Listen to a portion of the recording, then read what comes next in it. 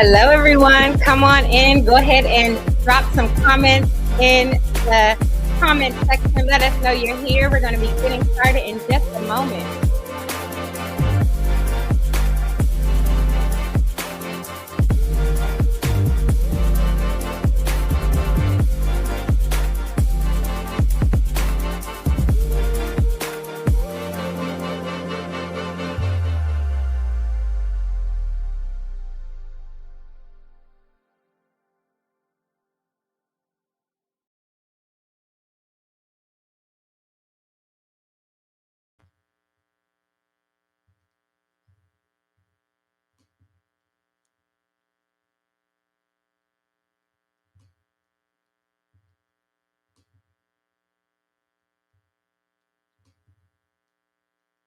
Welcome, everybody. Welcome to the Uncommon Endurance Launch Party. My name is Natasha Watson, and I am the publisher of Elohai International Publishing and Media. It is so good to be here. Listen, this room is already packed. I see so many people here. I see your comments.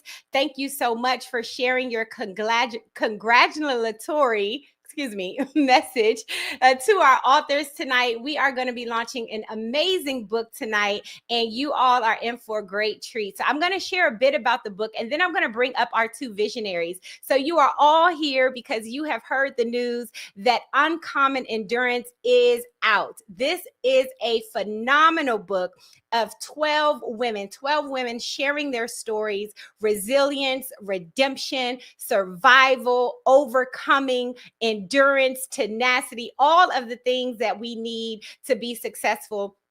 I have had the distinct honor of working with these women, but this is an incredible anthology that showcases the strength, the undeniable strength of women who have faced profound challenges, but they have bounced back. So we are super excited to be here tonight. We're going to be dropping some links all night. I want you all to stay locked in. We're going to be giving away some signed copies of this book. We know that most of you have gotten the ebook, so we want to thank you. And so right off the bat, I want to introduce our visionaries, and I also want to share a bit about some of what you can expect.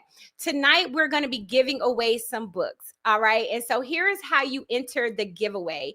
If you have purchased the book on Amazon, we want you to email a copy of your Kindle ebook to that email address on the screen. We'll be putting it up throughout the night. And as you do, you will be entered into a drawing to win one of the books, the giveaways from our authors. So we are so excited about that. So I want to introduce, without further ado, our two visionaries. First and foremost, we are going to bring to the stage Miss Tamara Steele.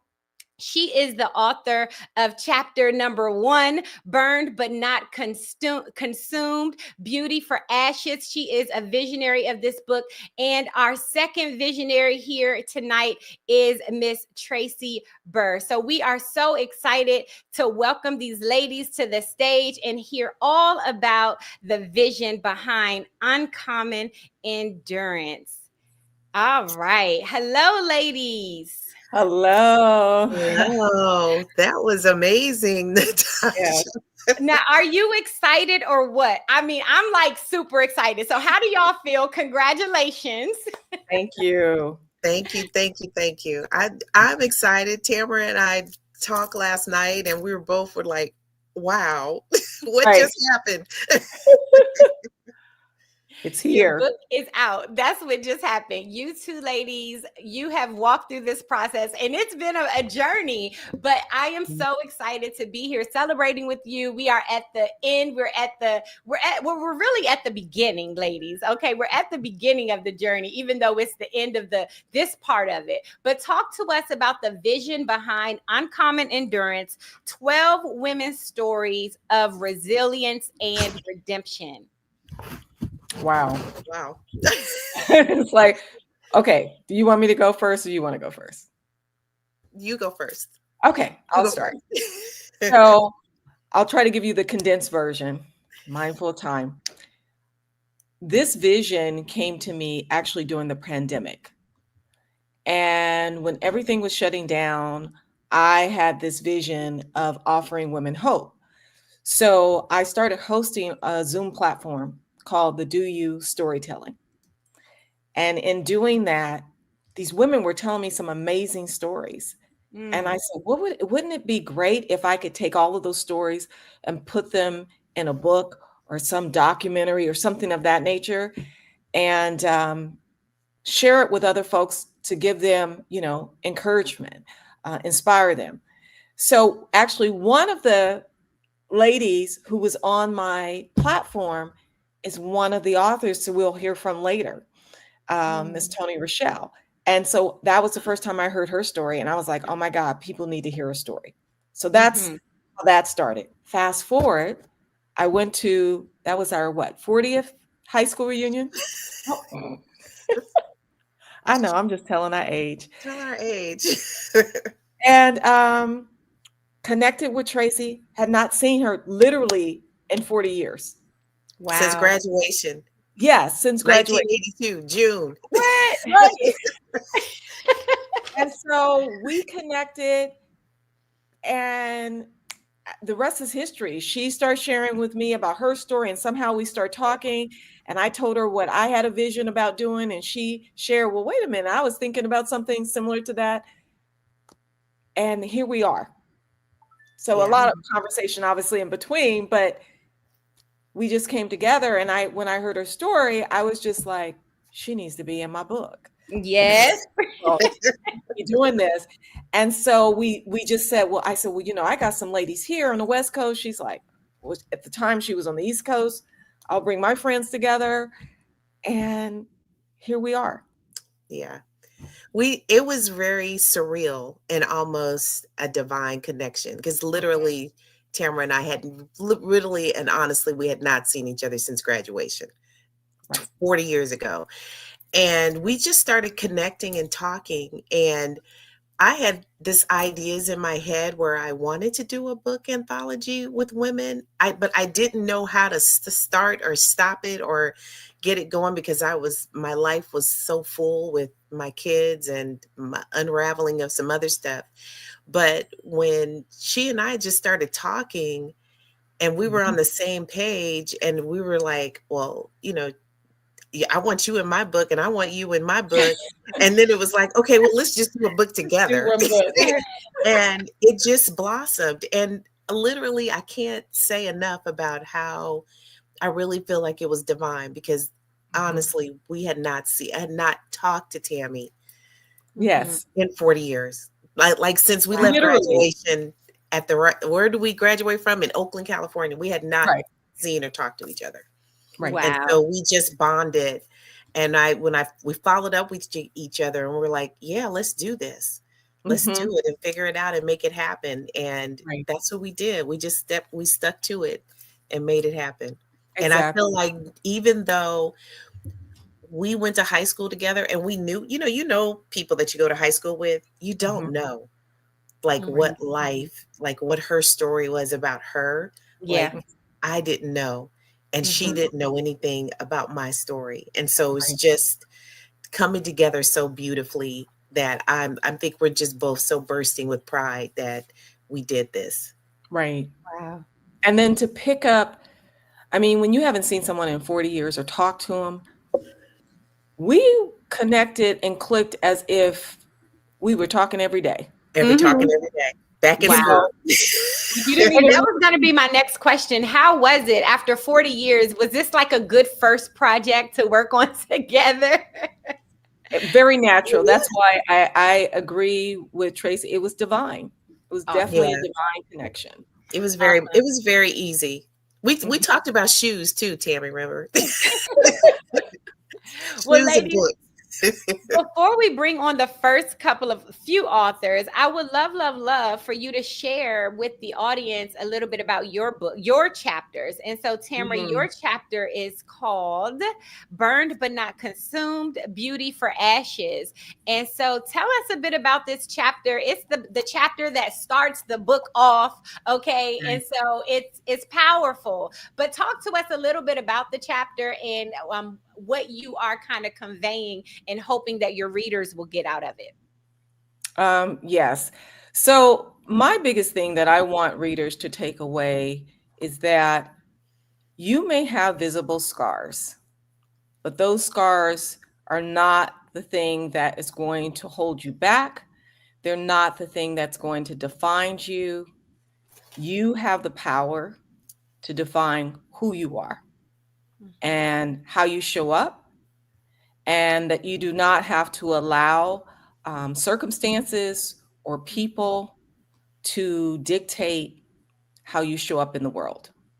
Amen. You have a choice, Yeah. Because and you have the power. And that's the thing. You have to realize that you have that power, and you can't let other people take that power away from you or make you even question whether or not you have the power. yeah.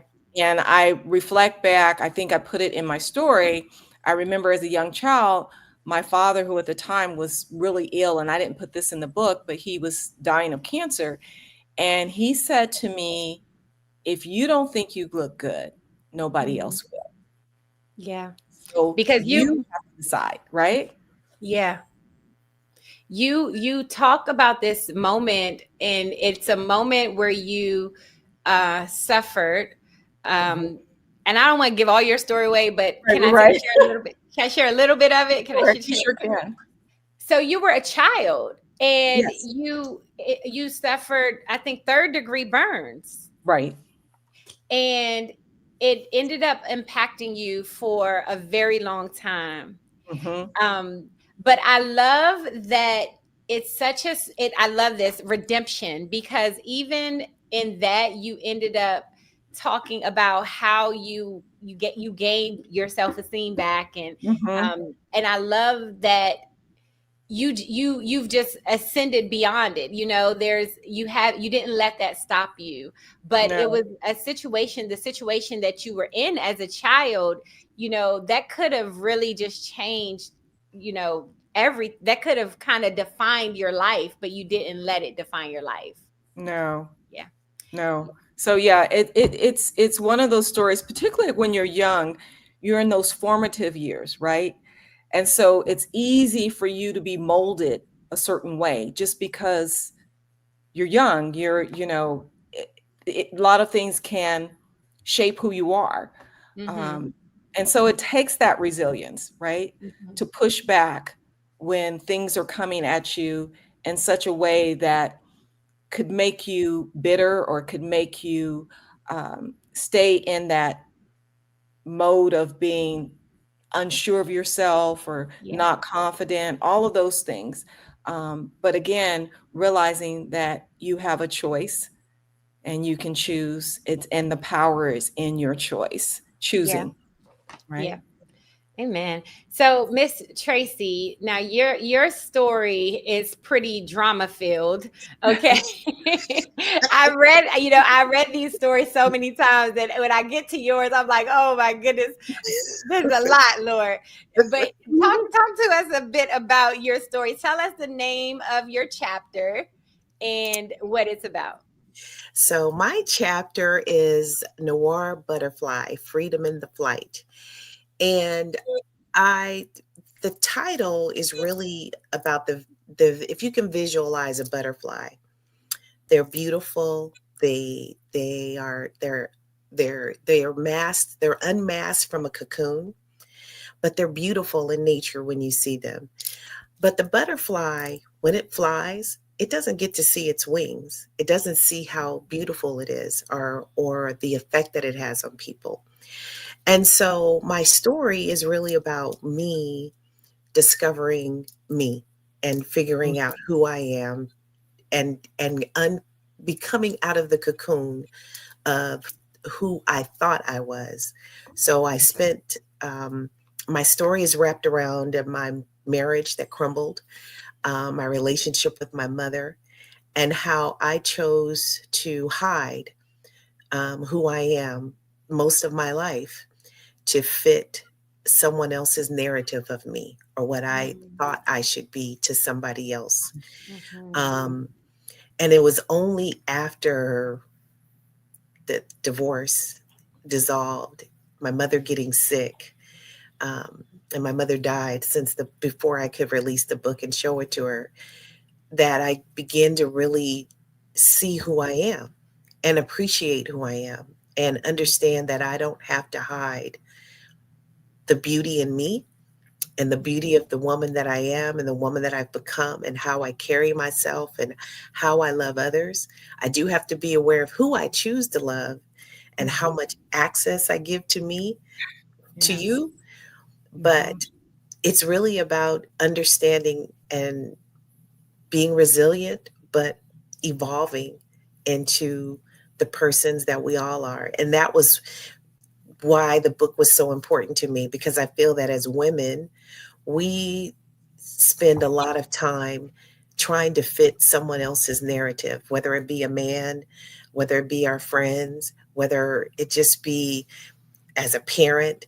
We feel the burden of carrying so many capes, and we collect red flags, and we do so many things that we don't get to honor ourselves. And so it really is just my testimony about learning who I am and learning to love myself and being okay with who I am and just accepting that and walking in grace and letting go of some things I have to let go of, but being steadfast and honoring who I am. In a nutshell. I love it. I love it. I love it. So these stories are so powerful. All audience, you can probably already see why this book is called Uncommon Endurance. And I remember when we were all like going over title chapters, like, book titles, options. And we were trying to figure out, what is this book going to be called? And when one of us said Uncommon Endurance, it was like, yes, that's it. Like, because it really is uncommon, the things that the collection of these authors, the dozen of you, have gone through, and yet you endured, right? And so at this time, I want to remind everyone about our giveaways tonight. We're going to have the first one in a moment. So if you have ordered, or if you have not yet ordered the book on Amazon, we want you to go ahead and do that now. We're going to drop the link once again in the comment section. Order the ebook. You are going to be able to get a paperback. The paperback books are going to be distributed worldwide. You can get it from your favorite author here tonight. But we want everybody to order at least 2 ebooks. Buy one for yourself and buy one for someone else, because we want this book to be at the top of the charts. Okay, so go ahead and get your ebook while we're live here tonight. And then when you do, we want you to email your receipt to the publisher. Okay, so email it to our company. I'm going to put the instructions on the screen. So you want to get your book first, and then email a copy of the receipt to that email address. Okay, and then you want to stay into the end so that you can find out if you have won. We will put that on the screen again. But Tracy, Tamra, why don't one of you introduce our next set of authors, our first set of authors that we're going to bring onto the show tonight, and tell us a little bit about these authors as we bring them up. Okay, I will gladly do that. I'm going to start with all of my East Coast friends, and all of these women are just amazing to me and have impacted my life in more ways than they ever will know, because if I went into that, we'd all be in tears. So I'm just going to leave it at that. But they know I love each and every one of them immensely. So one of our authors couldn't be here tonight. She had a family emergency, but Dr. Denise Rollins, her title of the book is called Resilience in the Valley, Facing Grief from Both Life and Death. She's not able to be with her. Her sister is ill, so she had to take care of her. My second author is Gail Moody, who's a beautiful, beautiful friend to me. Trauma Gets Heavy, Chapter 7. And you definitely want to read that. That's just moved me to tears. I think I cried through the whole book. So anyway, third author, excuse me, as I'm flipping through pages now to make sure I get everybody. When Does Life Begin? With Kira Marshall Walker. And I Mhm. believe Kara is joining us, but she too is in the midst of picking up kids. When does Okay. life begin? Her story. If you've ever experienced loss with children and parents, she has an amazing story to read. My friend Dr. Terry Hackett, what do you do when you don't know what to do? That Mm. was curious in itself. I was like, what? But again, another beautiful soul and another beautiful person, Dr. Terry. And then the bride who wore black, finding God in the midst of the storm. Now, you said my story was full of action and drama. Muriel Evans, her story was the same. I think it starts off with a shocker. Mhm. And then my friend, Marvia Sawyer, her testimony, crushable, trusting God through grief, loss, and change. Hmm. So we want to ask Miss Muriel to turn on your camera. We're bringing into the stage all of these ladies. Even now, you are ready. You are live. Hi, ladies. Hello, hello, hello. Oh my gosh! Congratulations. Thank you. Thank you. Thank you. Thank you Thank so you. much. We're This is so excited. exciting. So happy to be here. Yeah, very thankful. Thank you so much. Yes. Yes. So I want to start with Miss Gail. Miss Gail Moody. Can you tell us a little bit about your chapter? Talk to us. When I saw the name of your chapter, Trauma Gets Heavy, I was like, oh my goodness. So talk to us about your chapter. What are readers going to get out of it, and what is a big moment in your chapter? So thank you so much. I want to start by saying this process was very, very therapeutic for me. I'm sure for the other ladies as well. But what I wanted to help the reader to understand was how deeply scarring it can be to just ignore the trauma that we've experienced throughout our lives. And also to understand how absolutely freeing it is to face that trauma head on and to just get the help that we all so richly deserve. I wanted it to feel more like an encouragement so that the reader could feel that they too have the power to face their trauma and use it for good. And what I mean by that is that so much growth occurs when we go to do the work, right? When you Mm-hmm. start to unpack that trauma, we just grow so much. And I'm telling you, people talk about how therapy is for this type of person or that, or it's not necessary, but it has been so freeing and has taken me to a level of not just a deeper understanding of myself, but it drew me so much closer to God. And I am just so grateful. This sounds crazy, but I'm almost grateful for the trauma because I don't know that I would have reached this point of resilience had I not gone through Mm. what I went through. So that's what Wow. I wanted the reader to get from my chapter. Wow. Wow. So the resilience, the trauma helped you become resilient. I love that Absolutely. you said, Gail, you said that this process was therapeutic for me. Mm-hmm. And I want to stress that and just underline that because it's very true for the nature of writing your own story. And I always Mm-hmm. tell people writing is going to be therapy for you, but when Mm-hmm. people read your book, it's going to be like therapy for them. Mm-hmm. You become their mentor, their coach. Oftentimes when we tell our own story. So thank you for being brave and for sharing your story. Absolutely. Thank you.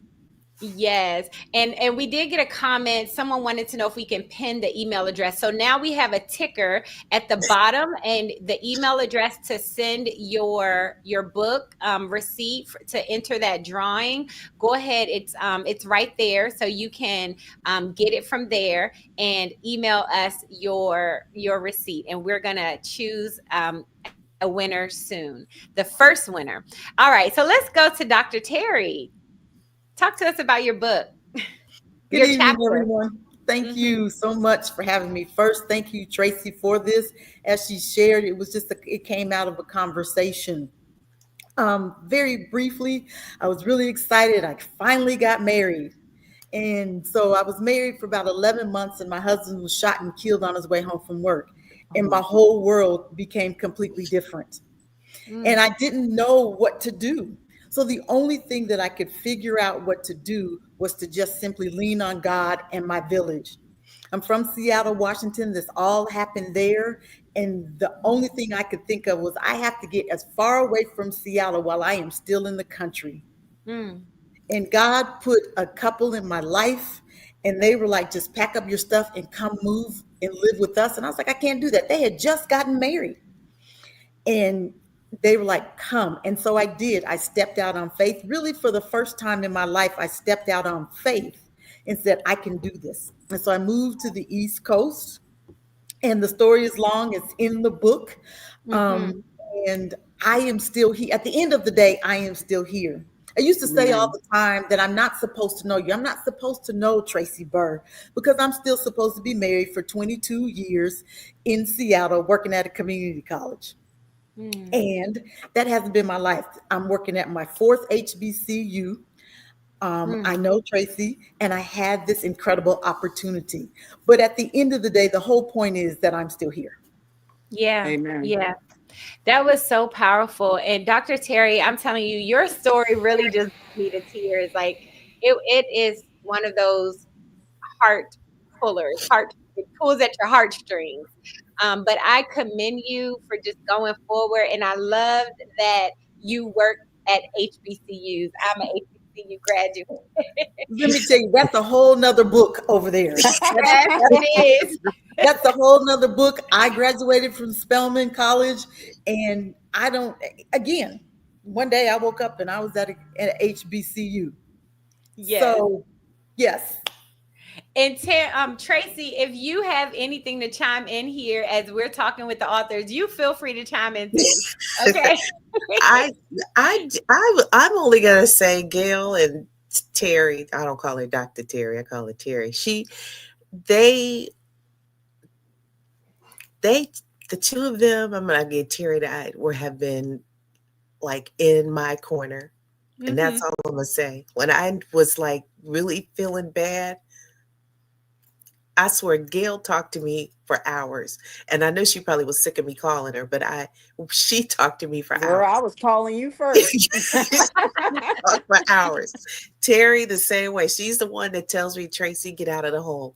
She just told me that yesterday. That's why I'm telling Pull you it that. together. Pull it together. She always said, pull it together. And I am together. And then I go cry somewhere. But yeah. Aww. So I can't say enough about all of them. I love them. I love that this is such a beautiful sisterhood, right? It's such, you can tell that there's such a sisterhood between you ladies. So that's beautiful. All right. So our next author is Marvia Sawyer.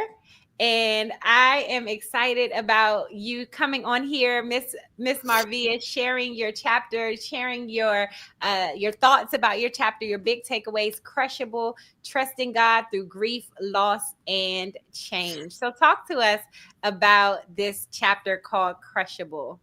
I will. And a big thank you again to Tamara and Tracy for inviting me. But I'm really thankful that 40 years ago, God ordained this because you all connected 40 years ago and here we are. So I'm really excited and I'm very thankful and I'm learning so much in this short period of time about you ladies. And it's been a wonderful journey with you. So my book, right, I take you on a journey of my grief, loss, and change, and a transformation born from embracing the crushing process that ultimately forged my path to overcoming. My story is one of surrender and trust, leaning into God during one of my most painful seasons in my life. And wow, it still blows my mind. And because of that, and because of knowing that I am crushable, which means I am made strong and I can transform, it helped me through it. It helped me to overcome. When you think of crushing, in fact, I was led to include that in the title. I was like, yeah, that's kind of weak. I'm trying to, talk about resilience, endurance, and transformation. But as I became to study crushable, I've learned that it's more of a symbol of transformation. So when I think of a grape, right, on a vineyard and how they nurture it and they do things to it, and then it has to be picked at a certain time because it has to be at a certain place to make a certain wine, that's transformation. And it's crushed for that transformation to take place. Same thing with an olive, for olive oil, right? It has to be crushed for the olive oil, and then it's transformed into many other things. So when I think about that, and I think about how pain is used as a process for a purpose born, that helped to get me through my trauma. So that's a lot of what I talk about in the book. I've laced it with some scriptures that I found to be my anchor scriptures and hope that they will do the same for you. It upheld me. It led me in various places, but most importantly, it reminded me of a marvelous and amazing God that I serve. What I'm hoping that my readers will get from this book, I'm hoping that they will, I guess, find themselves in the word, not in the pain so much, but to know that there's healing and hope and transformation, and know that in the midst of the wine press, that God is right there with them. And although when you're being crushed, it feels like everything's going to come to an end, your plans are over, but guess what? It is truly just the beginning. So don't focus on the crushing, focus on the process, on where God is trying to take you. So that's a little bit of what my book is about. My chapter is about. I was just going to say, I love that about Marvia's book, especially Marvia talks about the 5 stages of grief in her chapter. And it made me think that we all going through process in life, you go through those stages of grief, and it's almost like I think you labeled it like the weather report. It's like, today I feel, this way, and at noon I'm gonna feel guilt, and then at 6:30 I'm gonna feel this, and it made me realize like how every day when you're going through this process, you're almost going through all 5 stages every single day until you get to the point where you've really accepted one of them, or you've mastered one of them. But then you go back the next day and you're going through all of it all over again. So I think that was great that you labeled it crushing. That was eye-opening for me. Yeah.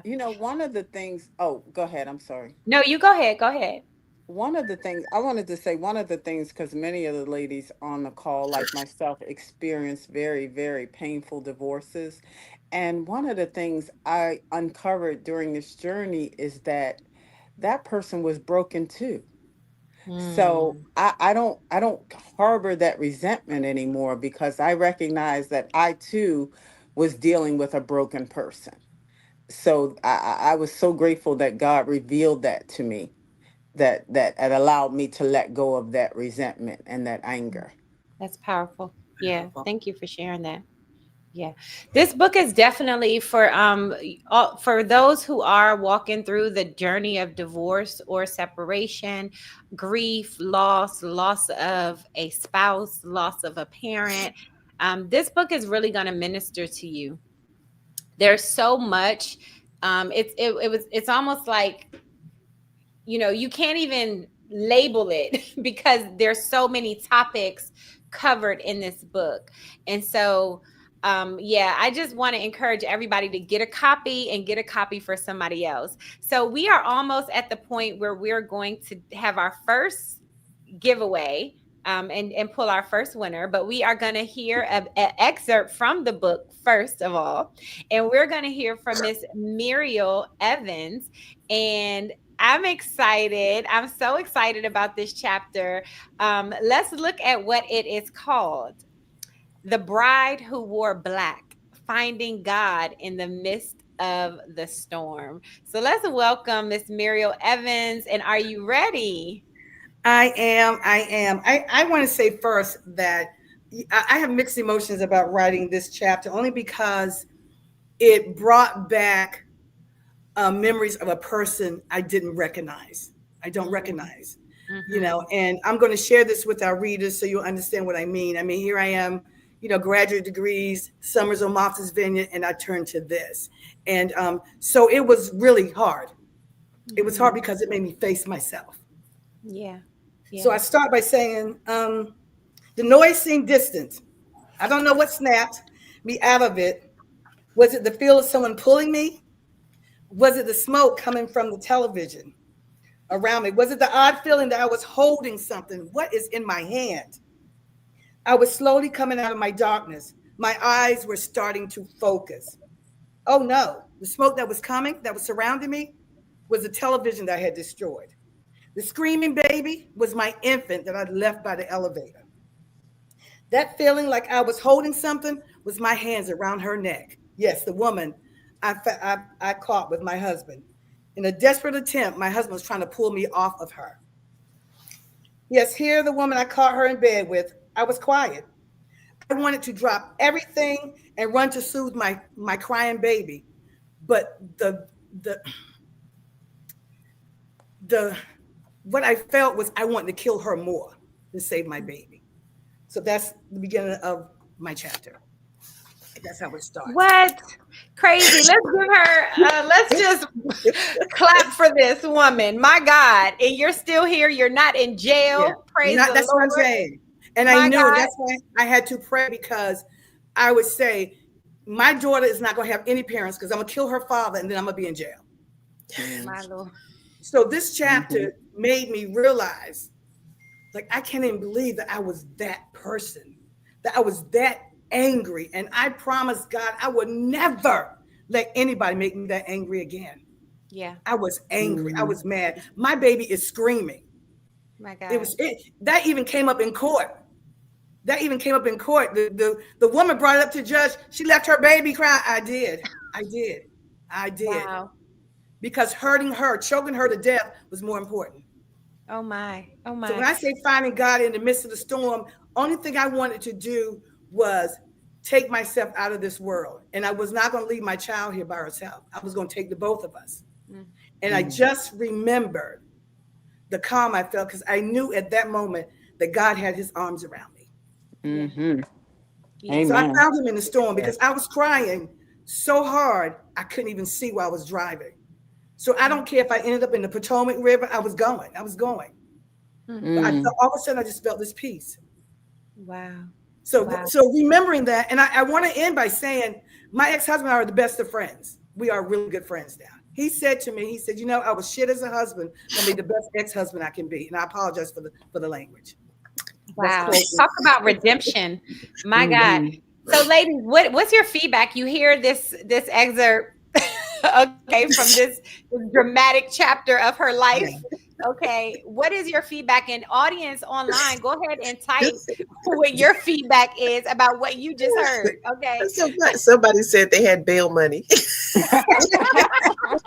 I'm good now. I'm good. Christy Moore.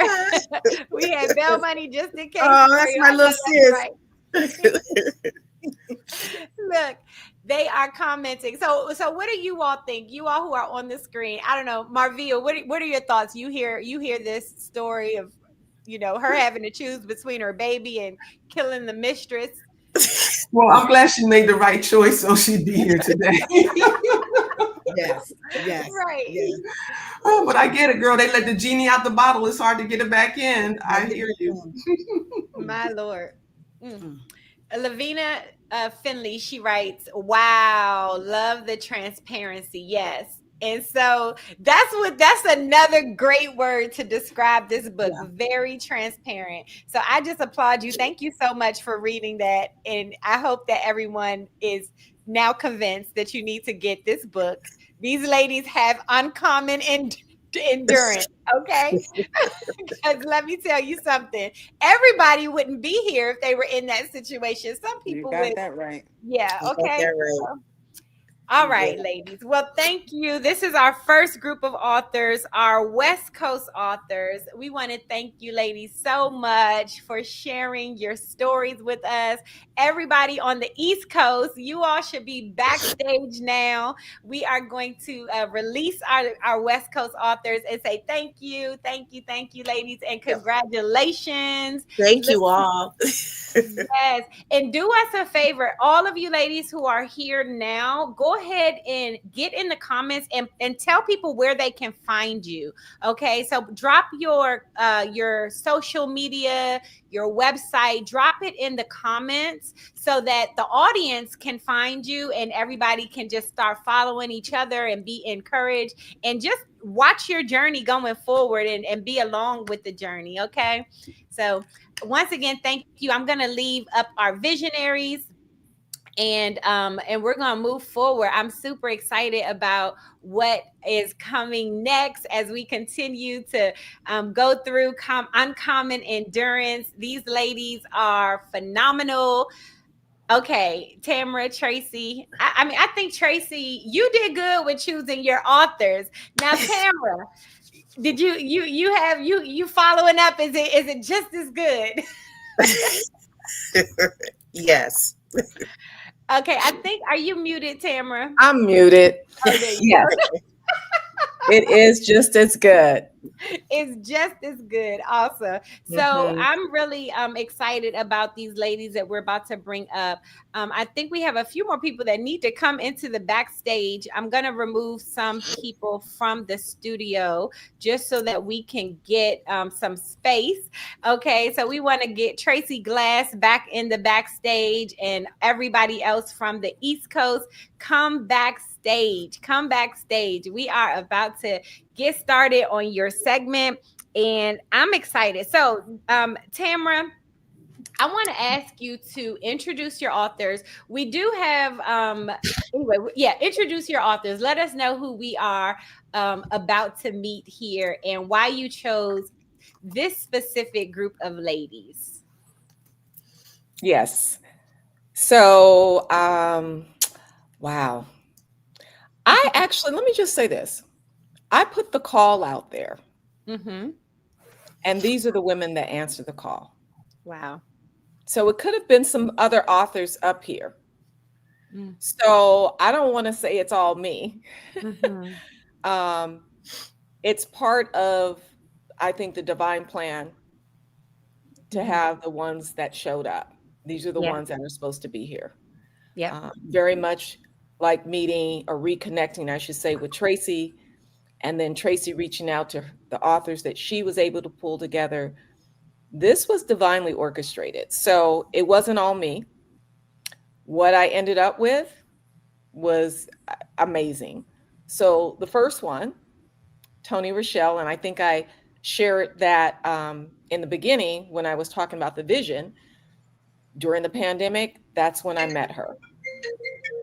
And she shared her story, and it brought me to tears. I was giving a Zoom platform trying to encourage people during the pandemic called Do You Storytelling.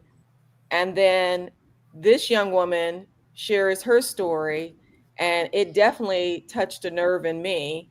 And I was Mm-hmm. like, she has to, like, other people need to hear it. She has to share her story. Yeah. So that's how I selected Tony, or invited her rather. And she said yes. And then there was Tracy Hester Glass, who I knew her story because she had reached out to me during the time she was going through her divorce as for legal consultation. But it turned out that, the whole relationship is too long to go into detail, but her story and her transformation has just been amazing. So she answered the call as well. And then there's Tara Boudreau, who has an amazing story as well. Um, and I said, you know what? Let me invite her as well. Um, and she said yes. And Mm-hmm. last but not least, there's Dr. Trina, my sister, who I know a lot of different stories, but the story that she's sharing um, really touched me because here's someone, and I'm not going to tell her story, but has gone through so much more than what somebody would know on the surface. And that's the thing what's so beautiful about all the women, not just the West Coast and the East Coast, all the women. looking at them, you would not know that they've been through all what they've been through, Yeah. right? Because nobody looks like what they've been through. And it just says a lot about that individual, that they have that, resilience within them, Yeah. uh, So to show Tamara, up no matter what. yes, yes. All of these ladies are resilient, and we're going to welcome all of you are here. Hello, hello, Yes. hello. And Miss Tara needs to put her camera on so we can see your beautiful face. But guess what? We forgot to do the giveaway. Oh, We forgot to do the first giveaway. So I apologize. Oh my. So we have so many people who have sent in their entries. And what I want to do is ask Tracy for this one to select a number, okay, from 1 to 10. And we're just going to choose the number based on who the number you choose is the number we'll choose to win our first giveaway. How about that? Okay. Ooh. My favorite number is 10.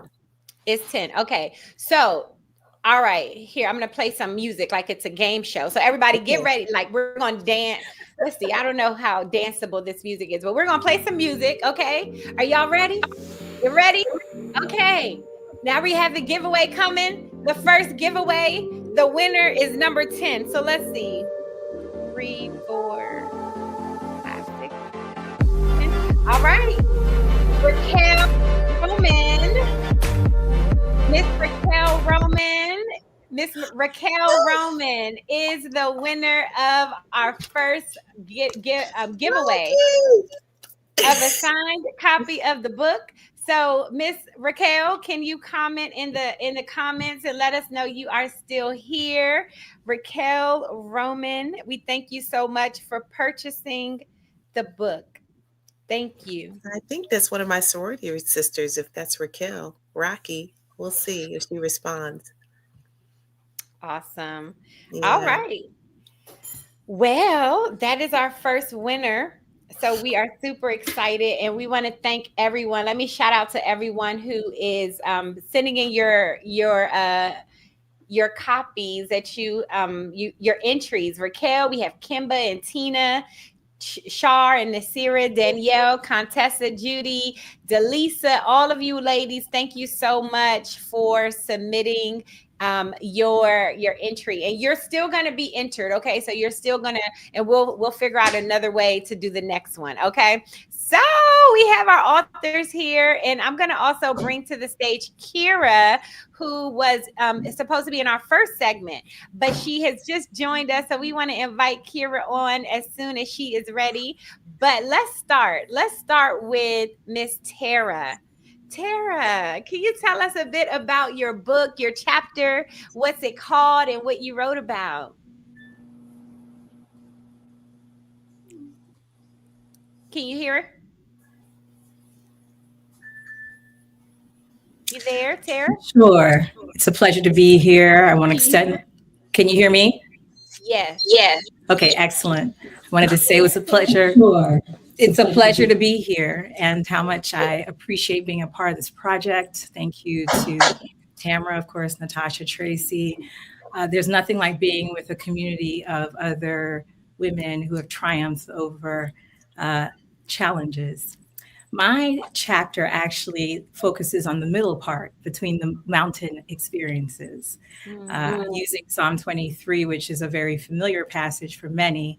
It kind of maps out the life journey that essentially we move from mountains to mountains in our lives, but we don't talk much about the wilderness experience, the valleys that are between those two mountains. And in fact, we're in a society now where it's actually unfavorable and unsexy to be honest about the struggle. Either you're not manifesting or you haven't prayed enough or you're suffering. And my story depicts a very intimate section and aspect of my life, being in a wilderness experience where none of that was applying. I was actually following my inner guidance. I refer to this guidance as the Good Shepherd, but seeking to be in alignment with who I follow for my life. It led me to wilderness experiences. And I had already gone through tremendous suffering over 10, 15 years of job losses and betrayals and losses of home. And I had losses with regards to a baby. I had losses to so many, many things. And I was swirling. And in that time, following the Good Shepherd was leading me through all these experiences. And I doubted greatly, am I really still following the Good Shepherd? So this chapter is to encourage people who are going through wilderness experiences and are doing so as they're following the guidance that leads them.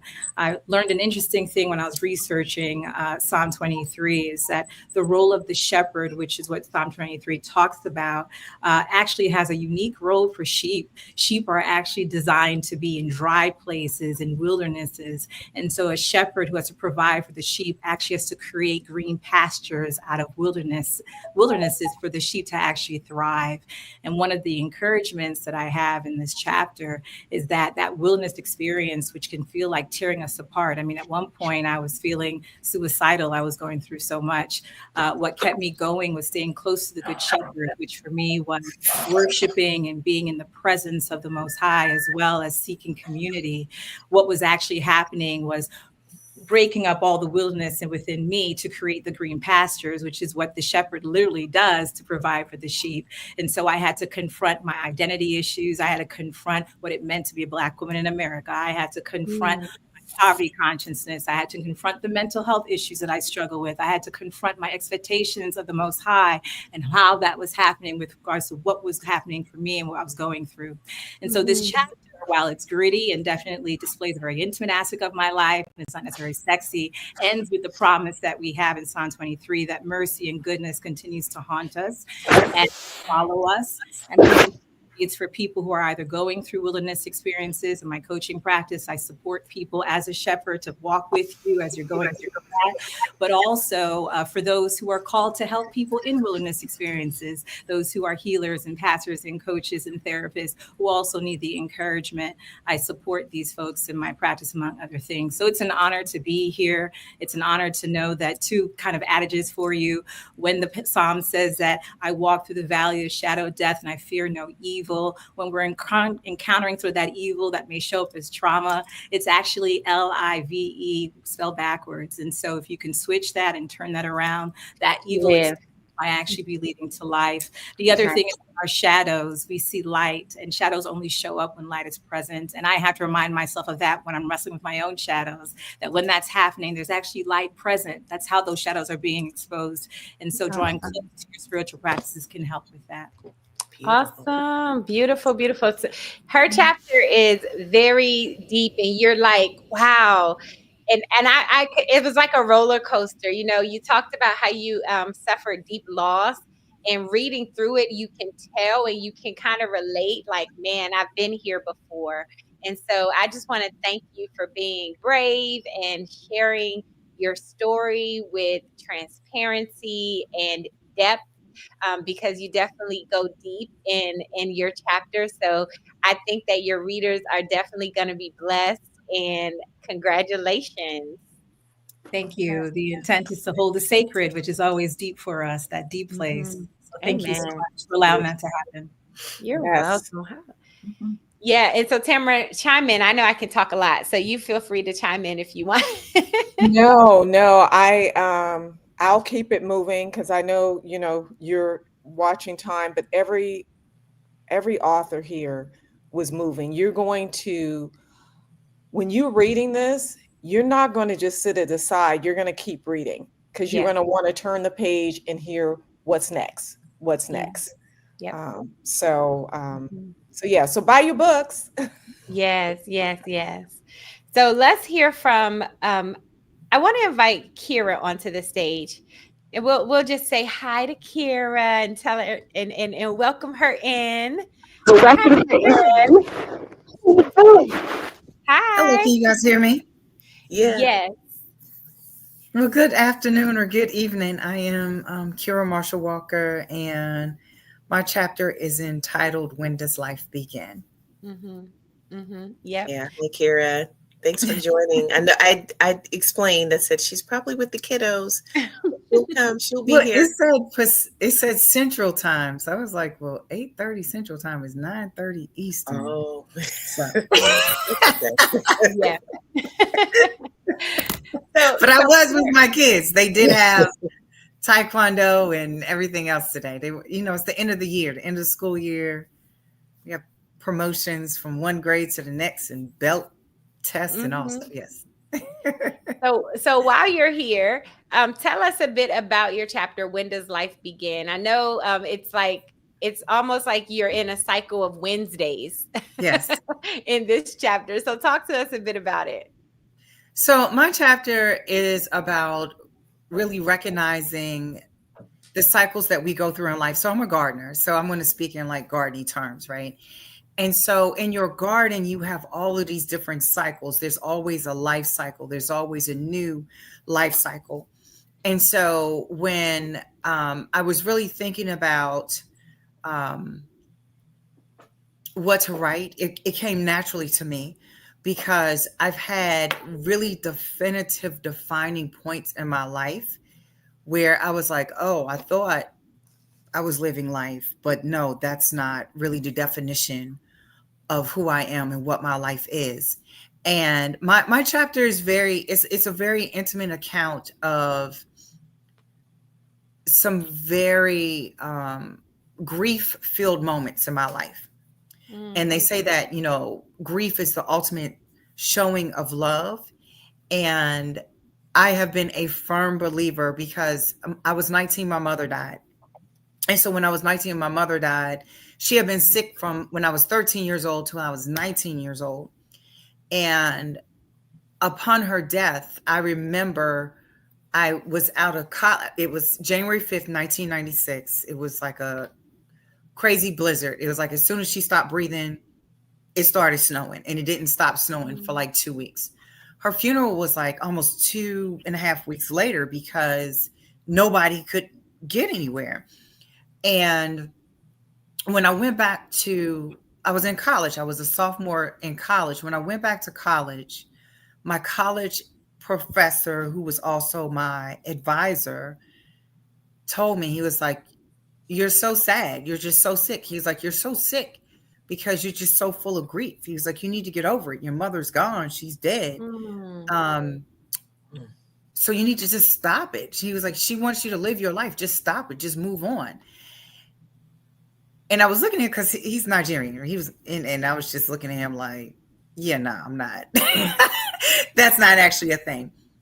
But ever since then, because, back in the 80s and the 90s, we weren't allowed just to be Black women and just to have grief. We were always taught to push through and to grind through. And one of the biggest lessons I have learned in life is to allow yourself to sit with your grief. Because when you don't allow yourself to sit with your grief, you really dishonor who you are as a person and the person that you love. But also you are dishonoring like the cycle of life and the peace that comes from this is hurting me, right? Yeah. Because too often as Black women, we're seen as these super mythical creatures, and it steals your humanity away from you. Wow. When you're not allowed to sit in your grief. Yeah. And so I had some major points of grief in my life from my grandfather dying when I was 10, my mother getting sick at 13. So, that's like most of my life I've lived without my mother. It'll actually be it's over 30 years now. So I've lived most of my life without my mother, and it's like my formative years. And just my whole entire life, I've been chasing after this magical, mythical age of 49. She was 49 when she died. I turned 49 in April. And what I had to learn to do was to stop preparing for my death and start learning to live. So that's what my chapter is about really sitting down with the points and moments of grief that I had in my life and realizing that in each moment it's a new point of birth because you come out of it a new person. You're not the same after your mother dies. You're not the same after both of your parents are gone. You're not the same after, you have a child that has passed away. And so all of these things really transform you into a new person, and your life is truly beginning again. And so again, I relate it back to the garden. Every year there's a new season. And I have this saying, if you take care of your garden, it will feed you forever. So as women, life comes through us. And so we are like a plant or like a garden. So, if you allow, like, I'm going to talk about collard greens. Collard greens are winter plants, but most people are like, oh, let's grow them in the summer. They don't thrive in the summer. They grow in the winter, right? Good. And so what happens when it gets too hot in the summer, they begin to bolt. But when they bolt, they grow seed pods. And if you allow your collard green plant to fully bolt, you'll have thousands of seeds. And when you take those seeds and let them cure or dry out, you take those seeds and then you start a new plant. And so, like, our children are our seeds, they come from us. And every time, every single seed in a plant is an entire plant within itself. Yeah. So, one plant can produce thousands of plants. Yeah. Things that we don't think about, and and I really have to learn how to process and through a lot of therapy. Yeah. Say that really learn how to process. And so my garden is a whole lot of therapy for me. It's not just what I do because I have a degree in agriculture. It really helps me process life. It Now, is really, Kira, and so that's what, like, my chapter's about, understanding life, like, through my garden, and understanding life through the cycles of life. that's so powerful. I just love all of the metaphors and imagery, and that's beautiful. I love it, and it sounds like you need to write a book about gardening, ma'am. Yeah. I do write love letters to my garden. Maybe I'll publish it one day. I love Kira's it. really good. She's really good too on Instagram and social media. So she should definitely drop your IG or your Instagram, because she amazes me when she's talking. She's in the garden, like that's why she starts Yeah, it. I'm in the garden, so put I it in love there so that people can follow you, because it is truly. I'm not a gardener. I'm a plant killer, but I do watch because I'm like, oh, is that how you're supposed to do it? Okay, but it is therapeutic. So I'll leave it at that because I know we're at time. Go. Yeah, so Kira, drop your social handles where it says comments, okay? Okay. And let me answer some questions. This is how you enter, ladies and gentlemen. If you are purchasing the book, we want to thank you so much. We are promoting the ebook tonight because there is a special sale happening on the ebook. You can get it for a very low cost for just about 24 to 48 hours. And when you purchase your book during this broadcast, we want you to email a copy of your Kindle purchase receipt to that email address, and you'll be entered to win. We have 2 more drawings left tonight, and so you're going to be entered to win, and we're going to be announcing our next winner soon. And so now we're going to hear from our next author. Our next author is going to be Miss Toni Rochelle. We want to invite Toni to share more about her chapter. This chapter, y'all, it took me out. Okay, this chapter took me out. This chapter made me want to fight some people.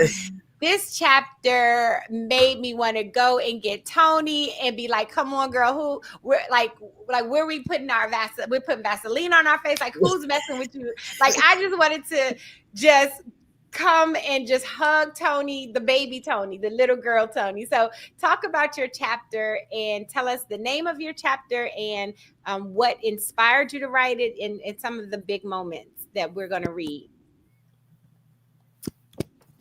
You there? First of all, can you hear me? Yes. Hear me? Okay. Gotta have my headphones on. It's loud over here. First of all, thank you for having my back, though, Natasha. This chapter was really challenging and very hard. I prayed and fasted about it when I wrote it, and It's called Ascending Beyond Childhood Trauma. I went through a lot of trauma as a child, and I grew up in an era where, like, when things happen, you just sweep it under the carpet like nothing ever happened. And so I believe that when you carry all that trauma as an adult, you can't continue to live. You can't continue to ascend. And so I wanted to be courageous. I wanted to get it off of me. And when I wrote it, I was hesitating. I was like, maybe I shouldn't share this too much. This is too much. But then at the same time, I think somebody said it earlier, it was very therapeutic for me to write it and see it, and now see it printed, and now people are going to read it. It is heavy. I will go ahead and let the world know that it is heavy, but it needs to be heard. It needs to be heard because as a mother, I'm a mother, and all I do is think about my children. Even when they right in front of me, I still worry and think about them, about because of the trauma that I endured. And Yeah. so I believe that if we stay in our kids' business, our people's business, that things like this could possibly not occur. Yeah. And especially in the Black community, I'm pretty sure a lot of people may have a similar story to my story, and a lot of people have never been able to talk about it, and maybe just been afraid, or just don't have the courage to do it. So this is why I wrote it. I'm nervous and very sentimental right now. I really just want to cry. I don't know why, but thank you, Tamara, my mentor, my big sister, for believing in me and not ever judging me. Like, I love you so, so much. And I'm just so happy to collaborate with all these ladies. And let me mention, all of us on the West Coast start with a T. Did y'all notice that? Oh wow. That all the West Coast ladies started with a T. I just want to put that out there. So I just think that was definitely divine guidance from God, like all the T. But So I also want to just read a little bit of my chapter. Should I do that now? yeah, you can do that now. I called you in too early.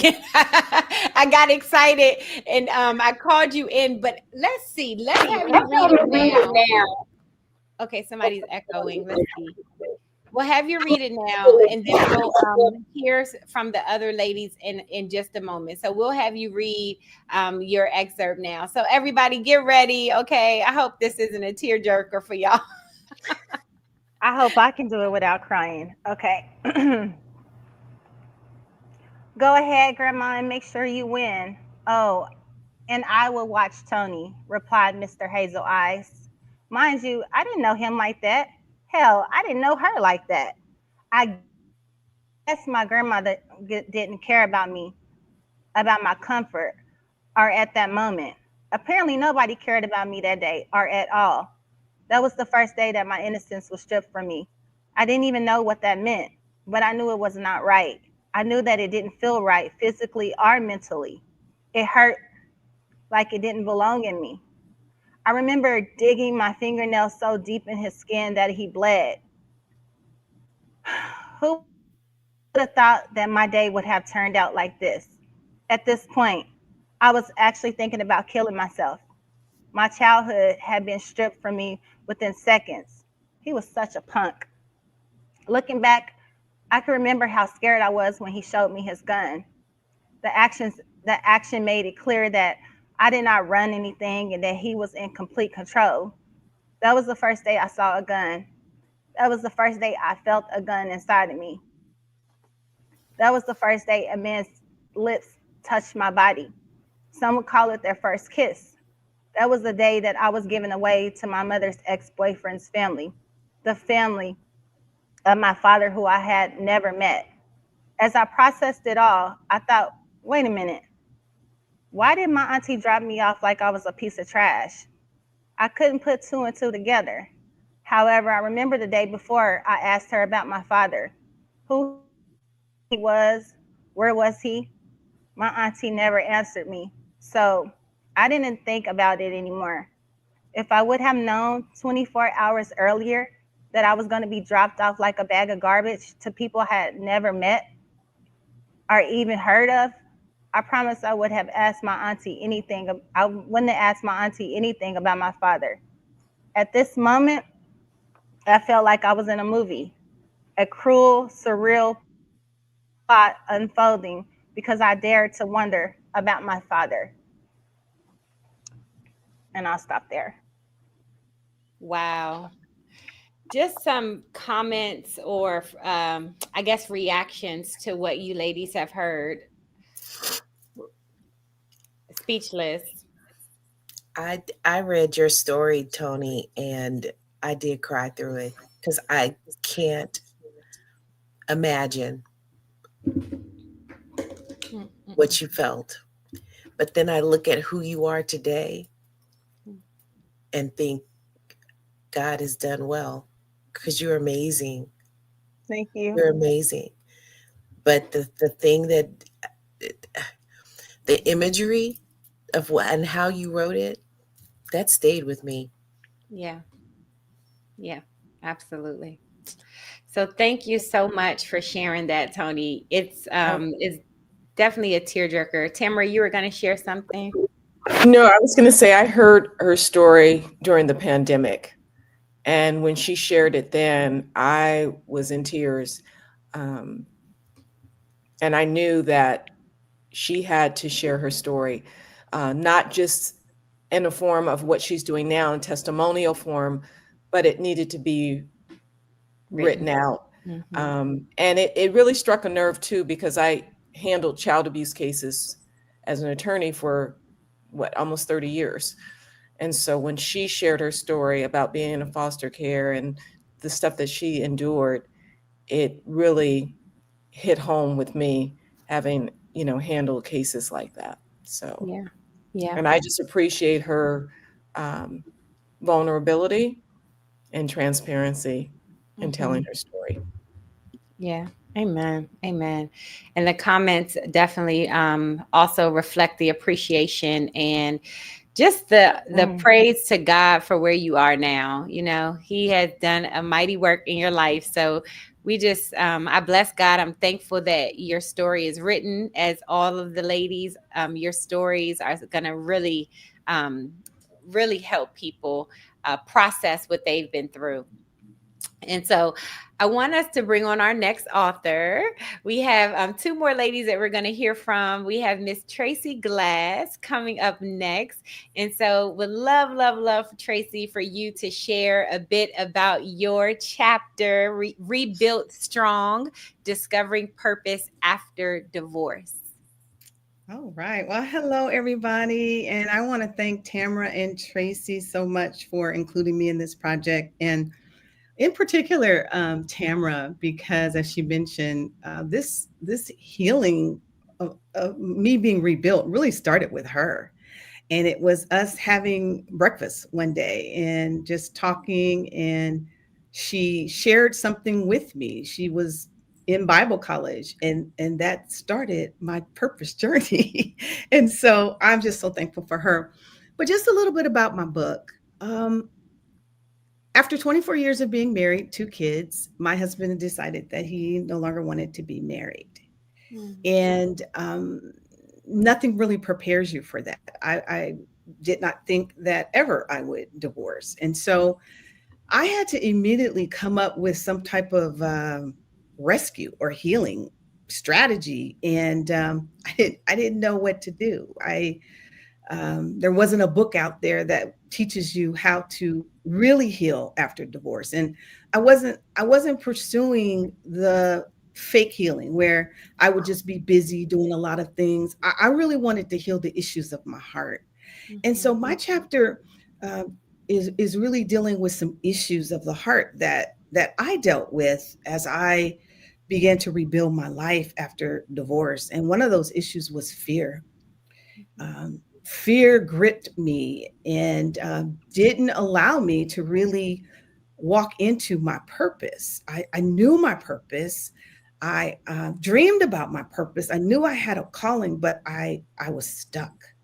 And so my chapter speaks to the woman who feels that way, that feels stuck and feels like there are a lot of things she needs to overcome before she could move into her purpose.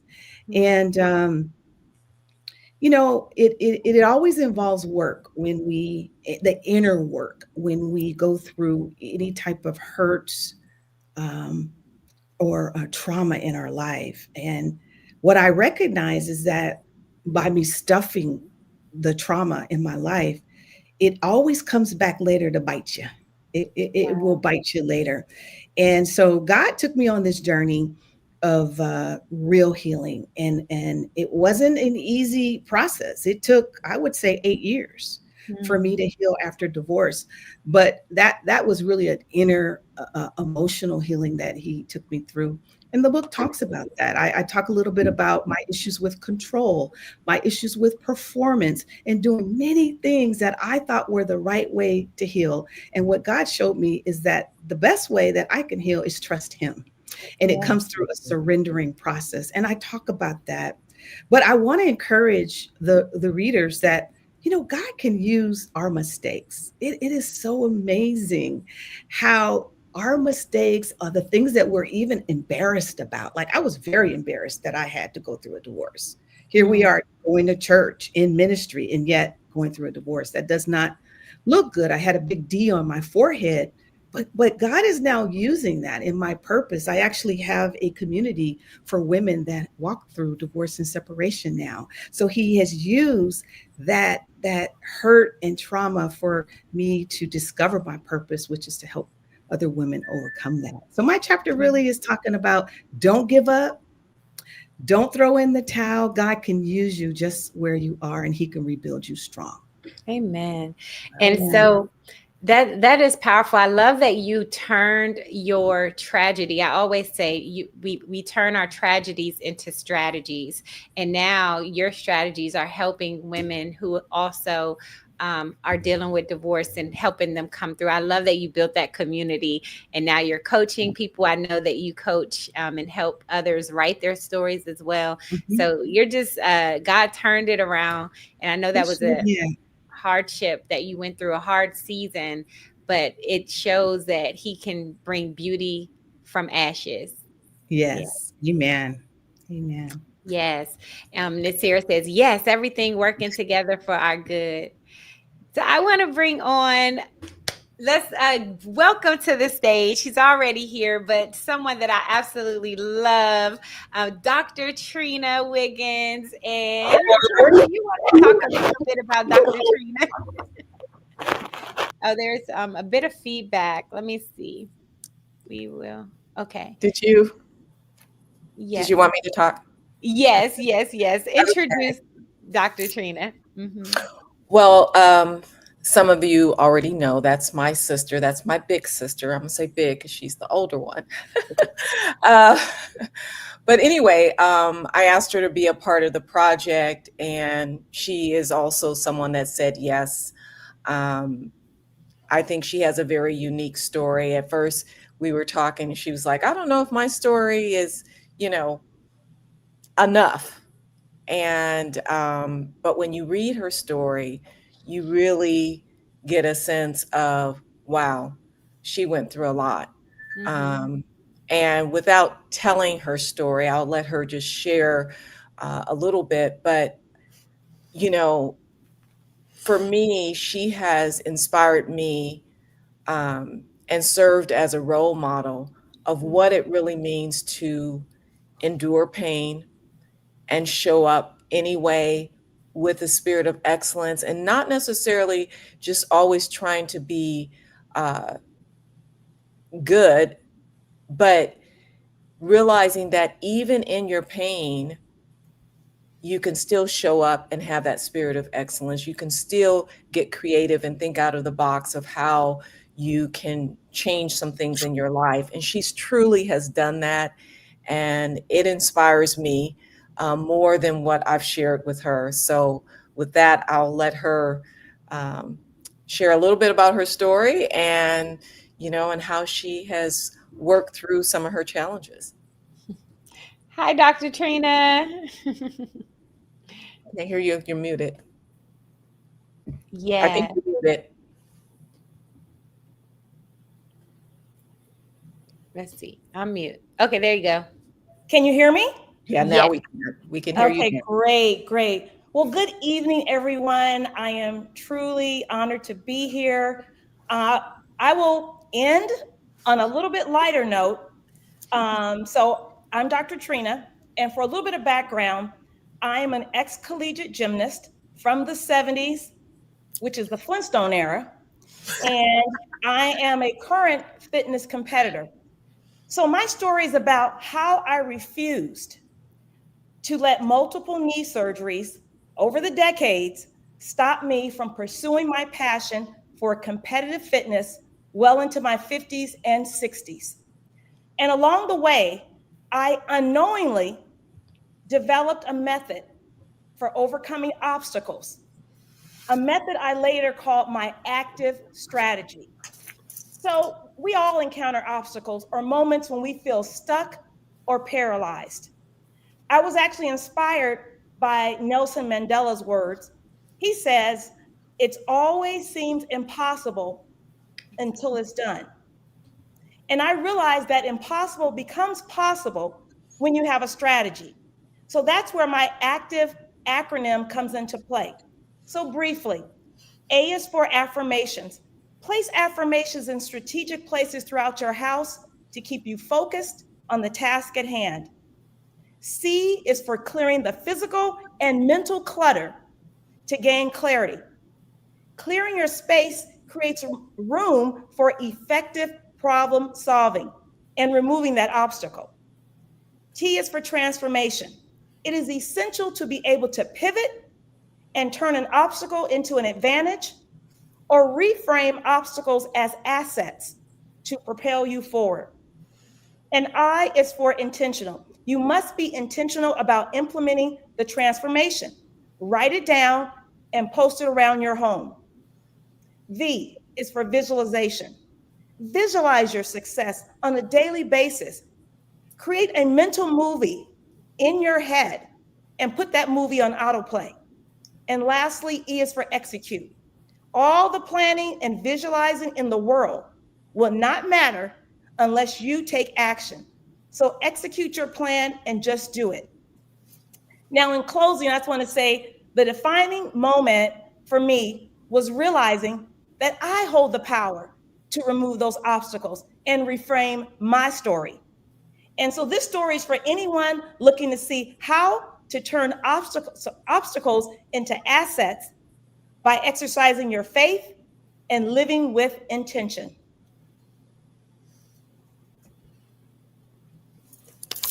Thank you. Thank you. Yes, yes. I muted myself, but I was saying awesome, awesome. That was awesome. I love that. Active. And I was trying to type fast, but my computer froze, so I couldn't get the acronym. But I want to encourage everybody to rewind that part and get the book because she mentions it in the book. And Dr. Trina, you are such a I just think you're a shero, the first Black gymnast at Stanford University.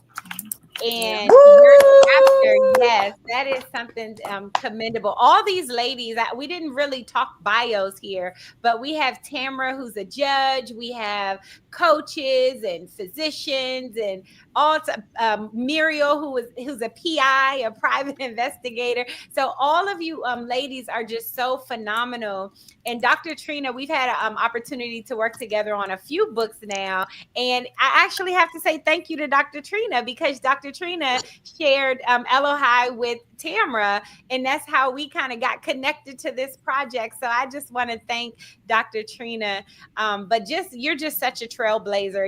You all have to follow her. She gives some amazing health tips on her social media accounts, and she's I don't even want to ask you your age, but y'all, I'm proud of my age. It's a blessing to be here. I'm 64.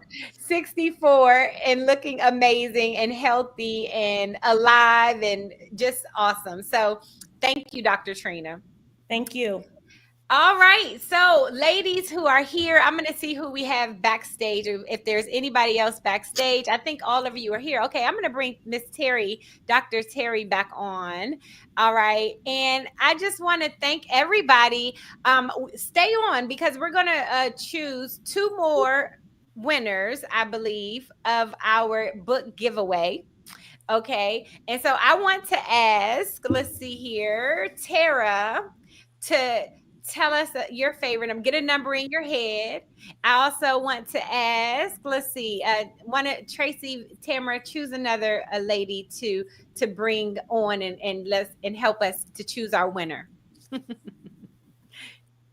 Anyone? Okay, well, we'll put Marvia on the spot. So Tara and Marvia, give me a couple of numbers, and we're going to count and see who is going to win our final 2 book giveaways. We'll do one now and one in a moment after we hear some final remarks from you all. So we'll get Tara's number now. Number 8.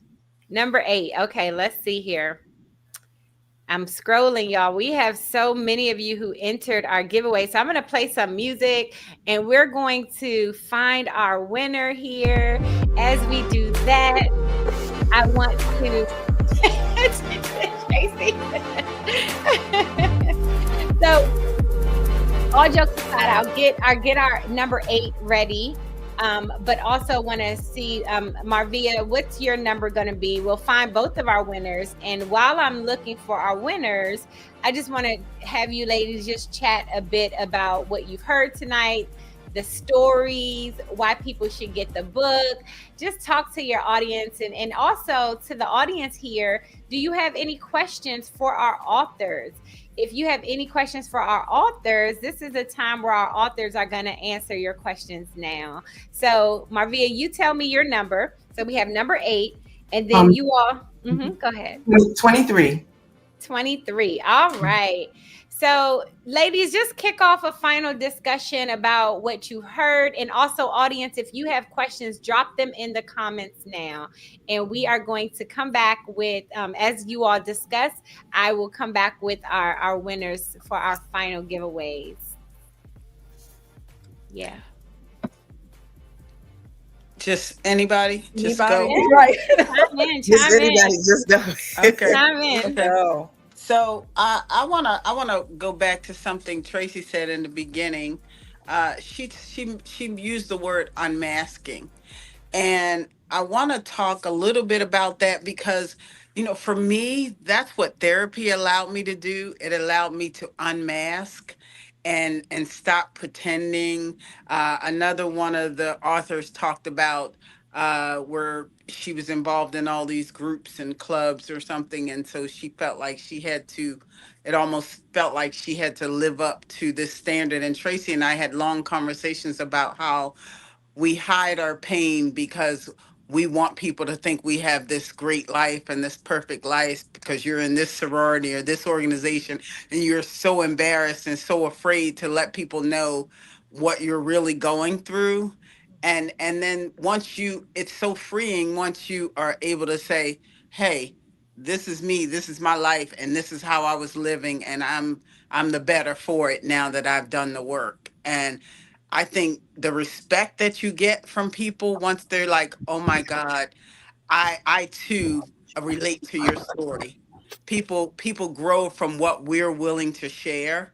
So I just think that is just so powerful, that we're able to give that gift to other women who can feel free now to be honest about how they're living and what they've gone through and get the help that they need. I like that you raised the comment about unmasking. I love that we talk about it in terms of each other. Part of what my essay talks about is also the unmasking that we do with God. And so there are times when we really hide from what's happening between God and ourselves and wrestling with questions that we have around that. And it's usually not okay in some of our spaces to talk about that, about the doubts and the fears and the questioning. And what's beautiful, it's all part of the process of our spiritual growth. And in those questionings, the things that are lifted up that need to be addressed, of course, all our authors are talking about that process of healing and empowerment, and strategies to move from the impossible to the possible.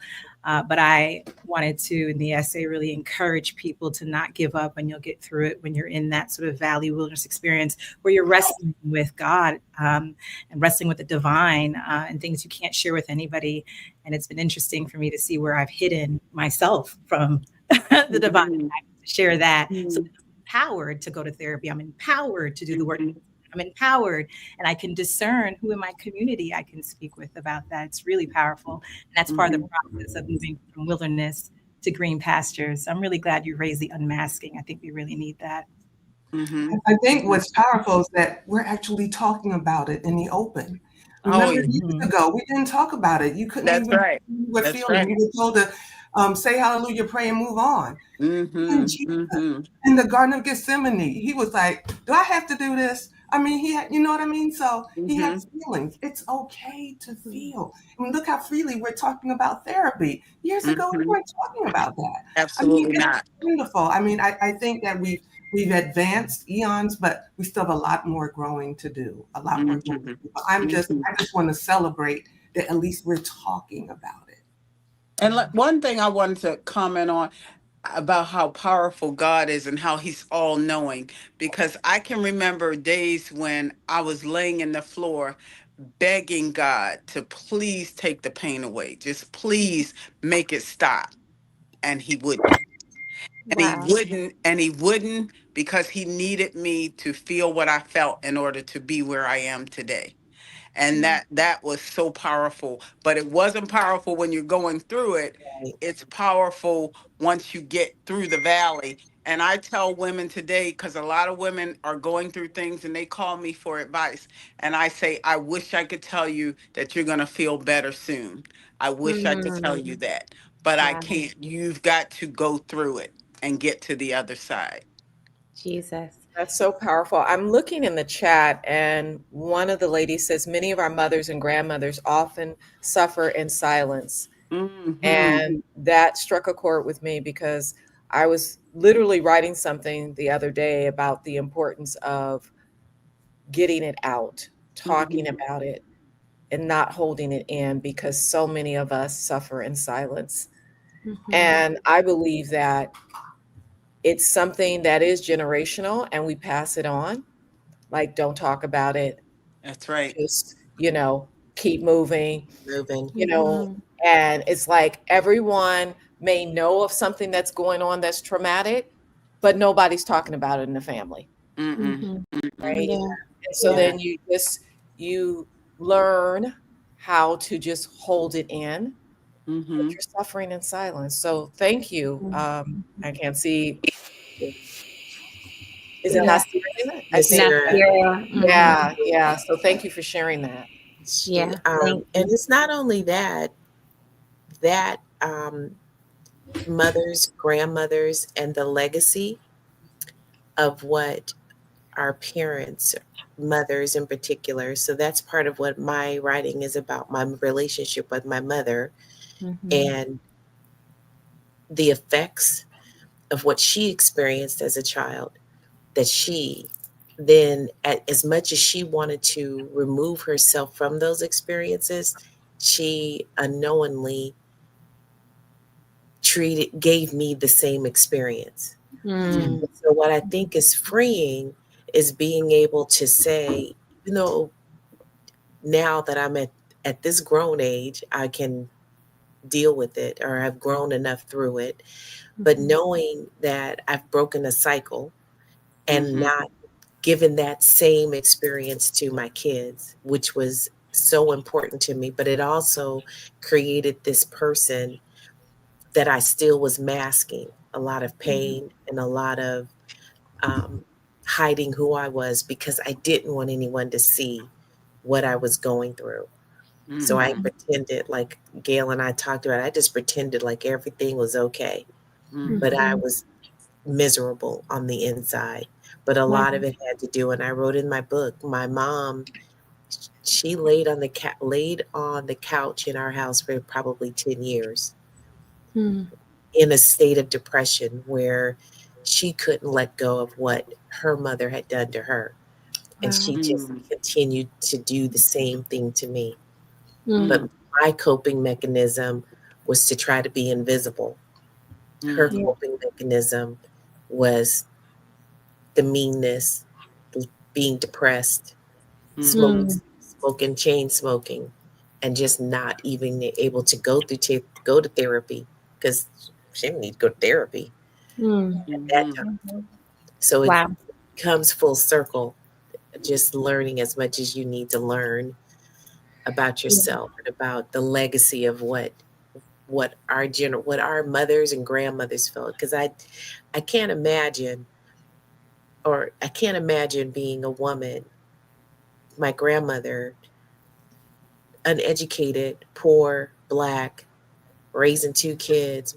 My grandfather had left her, and you're struggling. And so, Mhm. what is life like? And you pass that on to your kids. And then for me, Mm. I don't have any struggles. I shouldn't even dare say I was struggling, but I'm dealing with the aftermath of what Mhm. my mother experienced. Wow.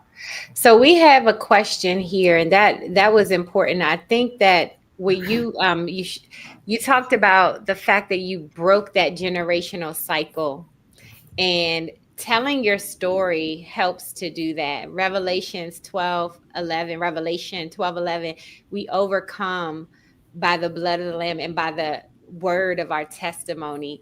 And so the fact that you all are sharing these testimonies is an act of overcoming, you know. And so I just commend you all. And so let's look at this comment, question from Writers Haven Show. For Tamara and Tracy, why was it important for you to create the opportunity to share the stories within the book, particularly for women of color at such a time as this?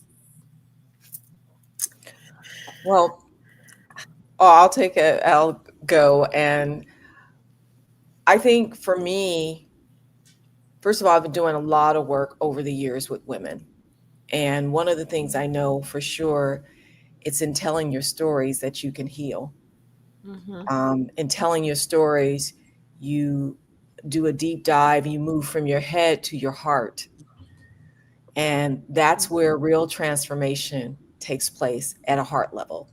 And so it's just important for women to tell their stories, speak their truth unapologetically, and stand in it, and not be in a space of where you're concerned what other people are going to think or say or anything of that. Um, and so I think the more that you tell your story, the more healing will take place. It makes me think of, growing up as a young child in the church. I grew up in a Kojic church, and they used to have testimony. And, you know, the mothers of the church would get up and tell their testimony. It was in hearing somebody else's story, their testimony, that brought about healing. And so that's what I was thinking about too, when, the storytelling, when I used to do a platform and during the pandemic time, and having women come on and tell their story, was to bring about their healing and allowing them to really reveal their true self. So, and it gave other people permission to do the same. Absolutely. Yeah, I think So, that's the most important part, Natasha. I don't mean to cut you off, but giving yourself permission to tell the story, and giving us a permission as a community of women to see each other. Because for me, it was more about, because I'm the one that's hiding, thinking that no one can possibly understand what I'm going through. So it was therapeutic for me to write it, but then it was also therapeutic in the way that I needed other women to understand that our stories may be different, but the fabric of what we experience is, there's a lot of similarities, and we need to embrace each other and be able to hug each other and say, you know what, I see you. I know what you're going through is hard. I may not understand every single point, but I'm here for you. And sometimes it's not even about um, it's just about someone listening and seeing you, just seeing you and yeah. knowing who you are and allowing you to cry. They don't even have to say anything, just to allow you to cry or just to allow you to be.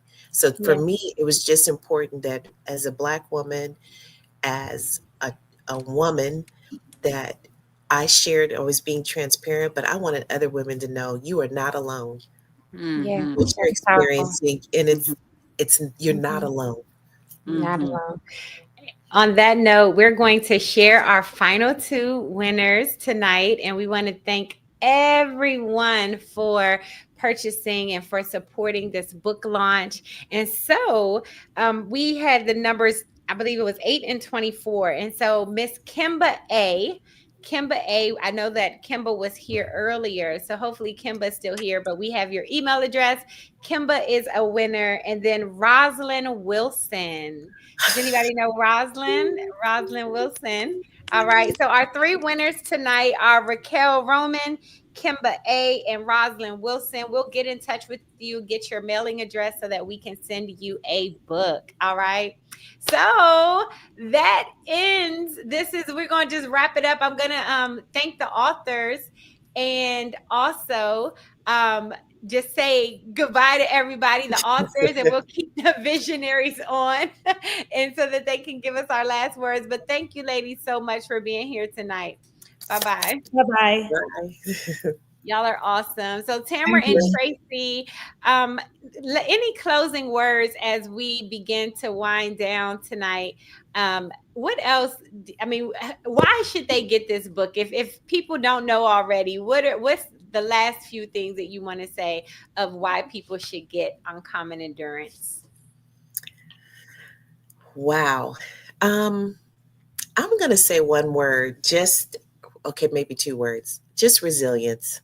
I just want to leave people with that and understanding that you are resilient, you're beautiful, and you are not alone. Amen. And one day you're going to walk through the door and you're going to be like, I'm good. I'm good. Love it. Yes, resilience. And Tamara? Yeah, as you were talking, I was like, ooh, one word. You lied. That's a little challenge for me. But it's something someone said earlier. I think you were saying it, Tracy. Seen and heard.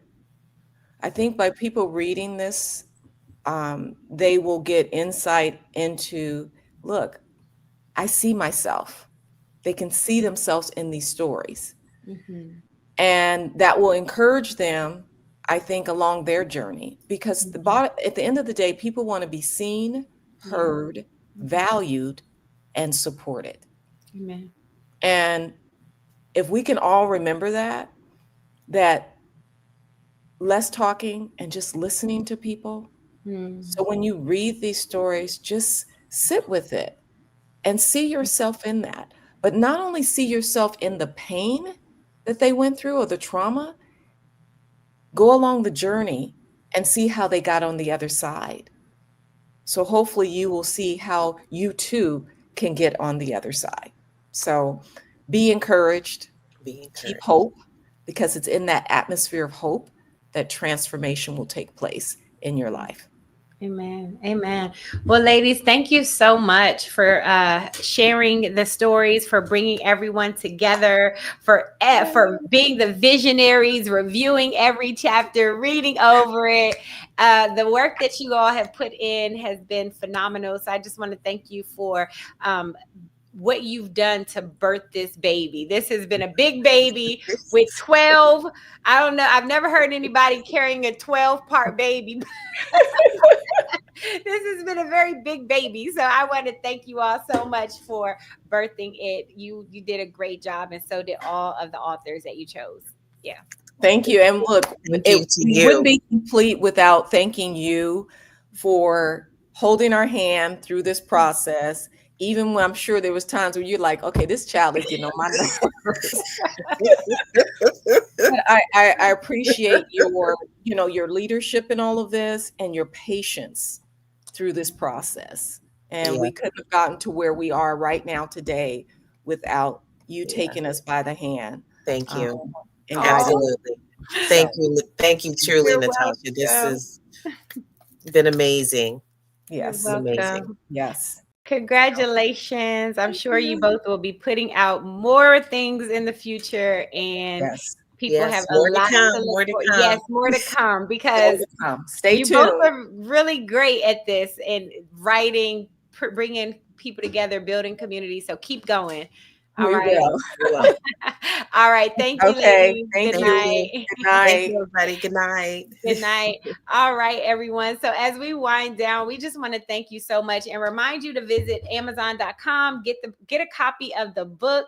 All right, support your authors. You can also visit the website and get a copy, and just be sure to support these authors when they're doing something. We want you to be at their events, be at their book signings, buy copies of their book for other people, and just share the word. Uncommon Endurance, 12 women's stories of resilience and redemption. So I'm Natasha Watson. It's been so great to be here tonight as your host. And I pray that you all have enjoyed this time talking with all of our ladies. Share this broadcast on your timeline, and we'll see you again soon. God bless you. Good night.